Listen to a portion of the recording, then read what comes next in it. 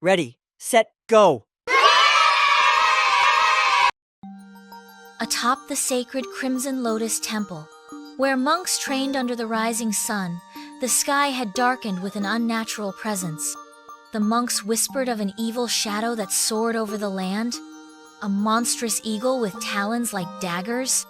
They called it Feng Hei, a cursed beast, said to have once been a guardian of the heavens, now twisted by a dark curse. One morning, as Liang knelt in meditation, a sudden thunderous gust of wind rocked the temple. The monks gasped as a gigantic shadow passed over the sun, blocking its light. The Grand Master turned to Liang. Go, my son. The sky itself calls for your strength. Without hesitation, Liang set out toward the cliffs of Stormfang Peak, where the beast made its nest. Raging winds, crumbling rocks, and sheer cliffs made the climb nearly impossible. But Liang's training made him swift. His body moved like flowing water, leaping from ledge to ledge. As he neared the summit, a terrible cry split the air. The sky shook as a massive shape dived from the clouds. From the swirling storm clouds descended Feng Hei, a beast unlike any Liang had ever seen. Its eyes burned like molten gold, and its razor-sharp beak was strong enough to crush steel. But its most terrifying weapons were its talons, each claw as long as a sword, capable of tearing through stone.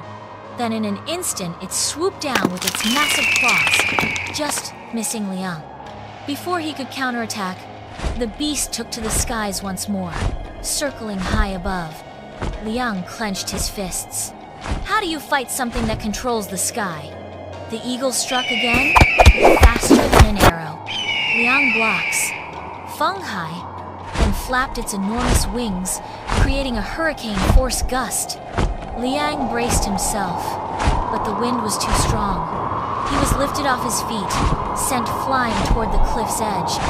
At the last second, he grabbed onto a jagged rock, barely saving himself from the abyss below. It was toying with him. Liang needed to bring the fight to the air.